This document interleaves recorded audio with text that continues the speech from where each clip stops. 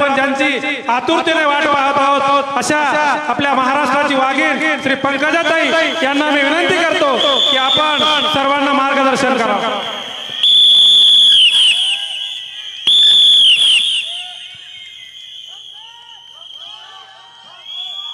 काय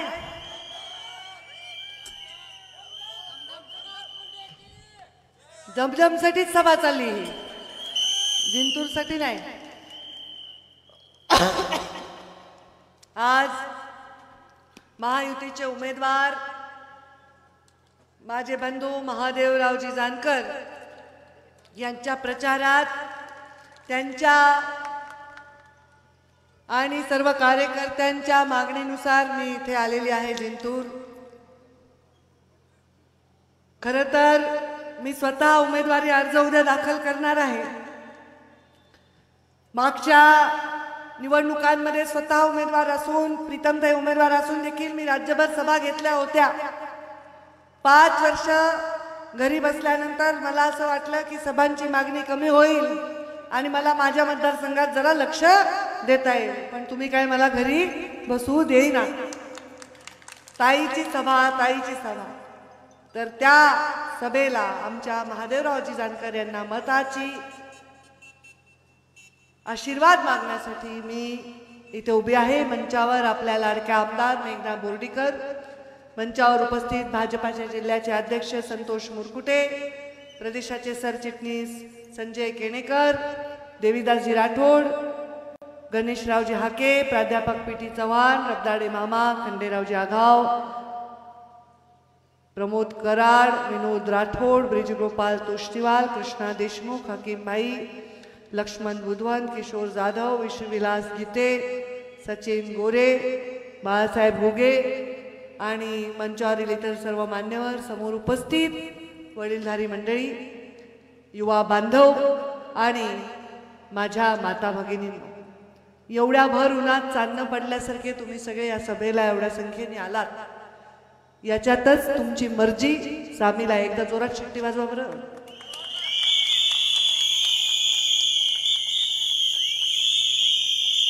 बस आता माझं भाषण झाल्यावर वाजवा, तोपर्यंत नाही, भाषण झाल्यावर. आता हे मी आल्या स्टेजवर म्हणाले काय आवाज यायलाय, मग कळलं की आमच्या बंधूची चिठ्ठी वाजवली आहे. कारण आधी मागच्या वेळी वेगळं चिन्ह होतं, आता शिट्टी आहे. आणि शिट्टी एवढी जोरात वाजली की मोदीजींना ऐकू गेली, म्हणून मोदीजींनी परभणीमध्ये सभा दिली आणि महादेवजी जानकरांच्या विजयावर शिक्का मोर्तब केलेला. मी काय सभा घेऊन तुम्हाला सांगणार, काय वचन मी तुम्हाला देणार, मी याचा विचार करत होते. सकाळी बुलढाण्याला सभा घेतली, आता परभणीला आहे. लातूरचे लोक, नगरचे लोक, वाशिम सगळीकडचे लोक सभा मागतात. पण मी उमेदवार आहे आणि आपल्याला दूधही पोळले, त्यामुळे ताकही फुंकून प्यावं लागतंय. आणि महाराष्ट्रामध्ये सगळीकडे लक्ष लोकांचा बीडकडे आहे. आणि रोज अरे बापरे निवडणूक, गडबड, अवघड, सगळी चर्चा आहे. आता मला सांगा, निवडणूक अवघड, गडबड, सगळी चर्चा असून सुद्धा जर मी इथे येते आणि प्रचार करते महादेव जानकरांचा, म्हणजे मी गोपीनाथ मुंडेची कन्या शोभते की नाही? स्वतःच्या अडचणीचं, स्वतःच्या दुःखाचं, स्वतःच्या वेदनेचं गाठोडं बांधून समोरच्या माणसाच्या मदतीसाठी धावून जाणं म्हणजे गोपीनाथ मुंडेंचे संस्कार. मी तर मेघनाताईंना म्हणलं की प्रधानमंत्र्यांची सभा झाल्यानंतर माझी सभा घेणं मला प्रशस्त वाटत नाही. मी म्हणलं एक काम करा, काही कार्यकर्त्यांना बोलवा, परभणीच्या, घनसांगवीच्या, गंगाखेडच्या, चिंतूर पात्रीच्या एकत्रच आपण त्यांची गाठभेट घेऊ. पण जिंतूरच्या लोकांची इच्छा आहे. मेघना बोर्डीकर म्हणल्या माझं कुणी ऐकना ताई, इथंच सभा घ्या म्हणाले. आता इथून मी भाषण करायले आणि इथून आव्हान करायले, गंगाखेडच्या मतदारांनी जिंतूरच्या मतदारांसारखंच गंगाखेड, पाथरी, घनसांगवी, परभणीच्या सर्व मतदारसंघाच्या लोकांना मी आवाहन करते की आपण महादेव जानकरांना प्रचंड मताने विजयी करा. जानकर गरीब घरी जन्मलेला माणूस, कधी परत घरात न जाण्याचा निर्णय ज्यांनी घेतला, 30 दिवस झाले भाषण करून करून घसा गेला माझा. घरी परत कधी न जाण्याचा ज्यांनी निर्णय घेतला, स्वतःचा परिवार ज्यांनी नाही कधी बनवणार, समाजच माझा परिवार आहे असा निर्णय घेतला, त्या निर्णयावर त्यांनी कायम राहायला पाहिजे ही जबाबदारी मी घेतली पुन्हा. की जानकर साहेब, तुम्हाला काय करायचं आहे, तुम्हाला कुठे घर आहे, तुम्हाला कुठे परिवार आहे, तुम्हाला समाजासाठी करायचं, हे सगळं ज्यांनी केलं असा माणूस तुमचा उमेदवार म्हणून आलाय. उद्या तुमच्या तांड्यावर काही प्रॉब्लेम झाला, तेजय सेवालाल म्हणून हजरच. तुमच्या धनगर पाड्यावर प्रॉब्लेम झाला, जय मल्हार म्हणून हजरच. एखाद्या गावातल्या एखाद्या साध्या माणसाला त्रास झाला, छत्रपती शिवरायांचं नाव घेऊन तिथं हजरच.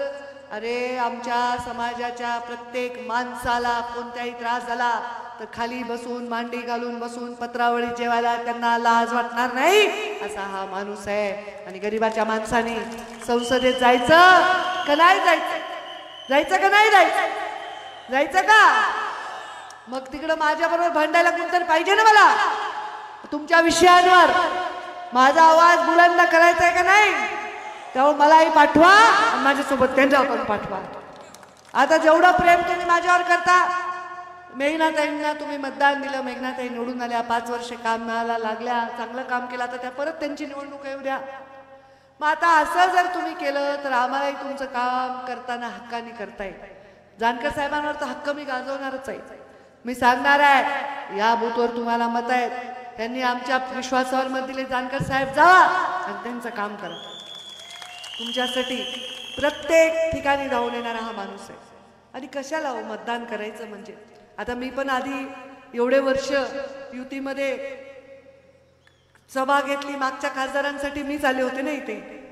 आता माझे सगळ्या राज्यात एवढे भाऊ आहेत की सगळ्या भावांच्या सभा मी घ्यायला गेले. पण आता काय करणार, पक्षाचा निर्णय. आता पक्ष सगळ्या पुलाकडून बरंच पाणी वाहून गेलंय, सगळ्या पक्षाचे चित्र बदलले. आता आमचे उमेदवार आहे, आम्ही आमच्या उमेदवारासाठी आलोय. सगळ्यात महत्वाचं जानकरांचं काम असणार आहे की जेव्हा प्रधानमंत्री नरेंद्र मोदी प्रधानमंत्री म्हणून त्यांना विश्वास दाखवायचा असेल, तेव्हा हात वर करण्यासाठीचा खासदार कोण असेल, कोण असेल, कोण असेल. मग आणि प्रधानमंत्री नरेंद्र मोदी होणार याच्याविषयी कुणाला शंका आहे काहीतरी नाही ना. मग आपल्याला आपलं मत व्हायला घालायचं का? आपल्याला जानकर साहेबांना मत देऊन प्रधानमंत्र्यासाठी एक मत या महाराष्ट्रातून द्यायचंय, वाढवायचंय आणि ते तुम्ही सर्वांनी मिळून करायचंय. माझी सभा जिथे नाही होईल त्याही लोकांना मी आपल्या माध्यमातून विनंती करणार, इथून जा, गावाला जा, पाहुण्या रावळ्याला भेटा, नात्या गोत्याला भेटा आणि महादेव जानकरांना मतदानाचा आपण आशीर्वाद मागा. शिट्टी जोरात वाजवा, दिल्लीपर्यंत या शिट्टीचा आवाज गेला पाहिजे. आता उद्या मला फॉर्म भरायचा आहे. अर्ध राज्य म्हणते आम्ही तुमच्या फॉर्म भरायला येलो ताई. अरे बापरे, माझ्या बीड जिल्ह्यात हालायला जागा मिळणार नाही. आता उद्या मी फॉर्म भरायला जाणार, उद्यापासून माझी निवडणूक लागणार आहे. तरी मध्ये मध्ये वेळ काढून मी जिथं शक्य आहे तिथे लोकांच्या पाठीमागे उभं राहायला सुद्धा दिल्लीमध्ये पाठवा असं मी तुम्हाला विनंती करते. जय हिंद, जय महाराष्ट्र. अरे धन्यवाद ताई.